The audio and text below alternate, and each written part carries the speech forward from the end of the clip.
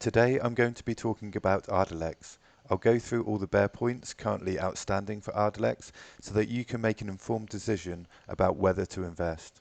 I'm actually a bull for Ardelyx, but I believe that the pumpers are worse than the dumpers, and we should always be investing from an informed perspective. So make sure that you're fully informed before investing. Also, stick to the end of the video where I'll be talking about how you can get involved with Ticker and create your own bull and bear points. Ardelyx is a biotech company currently valued at $1.5 billion.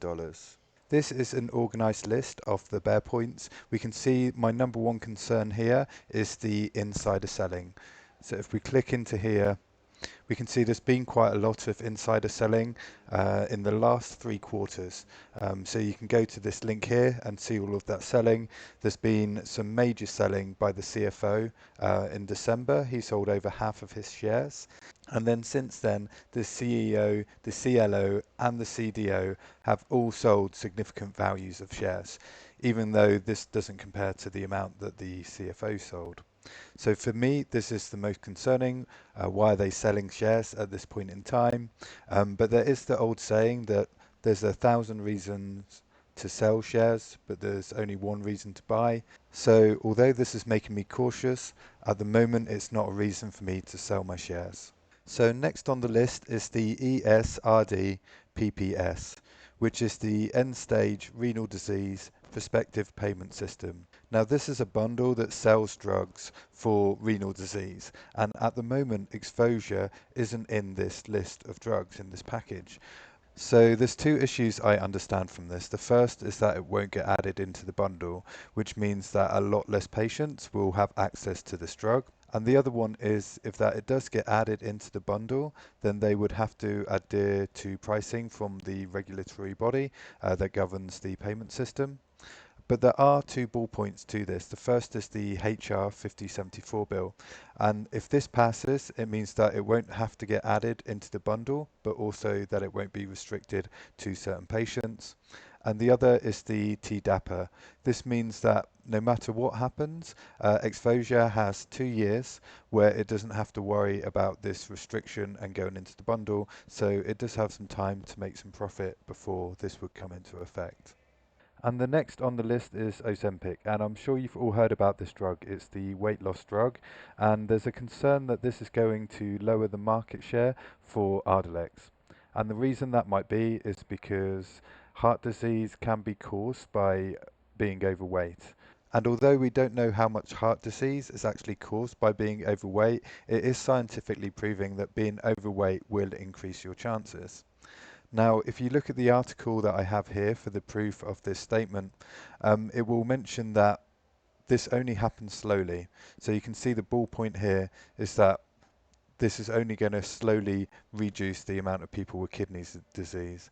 And of course, it won't affect the people with kidney disease already. So I'm not expecting this to have a huge impact on the people needing Tenopur for kidney disease in the near future. And to be honest, I think the long-term effect actually will be quite minimal as well.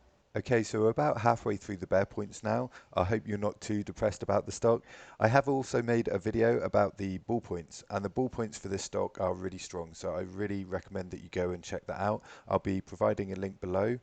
And also, don't forget to stay until the end of the video where I'll be talking about how you can get involved with Ticker. So next on the list is Susan Rodriguez leaving.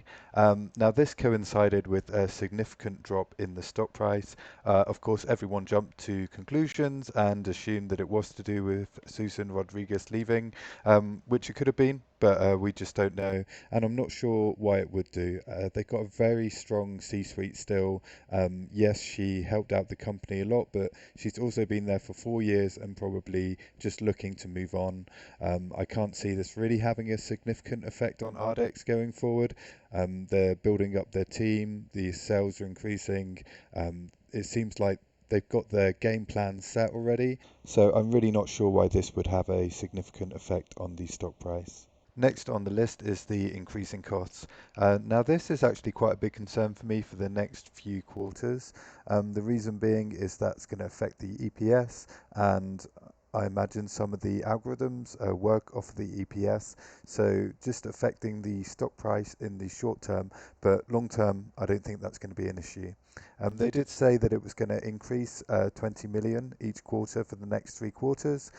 So that would include next quarter would be the third quarter of that. However, this quarter it didn't increase that much at all. I think it only increased about 9 million. So perhaps they are going to extend that, or there's going to be a bigger punch next month. But the reason that they are spending this additional money is to increase the sales team, as you can see here in the ballpoint. And of course, as they increase the sales team, we should hope as well for their revenue to increase. So hopefully in the long run, this will be a good thing. Next on the list is the high valuation. Now this is up for debate, of course, but the company is currently valued at $1.5 billion, and last year it only turned over 124 million. Now at the moment, if you were to take the forward revenue, it would already be turning over about 200 million a year, so the PS ratio would be a lot lower, but it's currently sitting at around 12 and the industry standard is around 4. But given the huge amount of growth rate for this company, I don't think this is a problem. It's going to catch up very quickly to the industry standard, I believe. Okay, so the next and final thing on the list is that the company is currently unprofitable. So last year it lost 66 million, 67 the year before, but this is a significant improvement on the 158 million that it lost the year before that. And we can see here from the ballpoints that profitability is close. This could be within the next 2 quarters, depending on how much the costs increase. And on top of that, they have a strong cash position.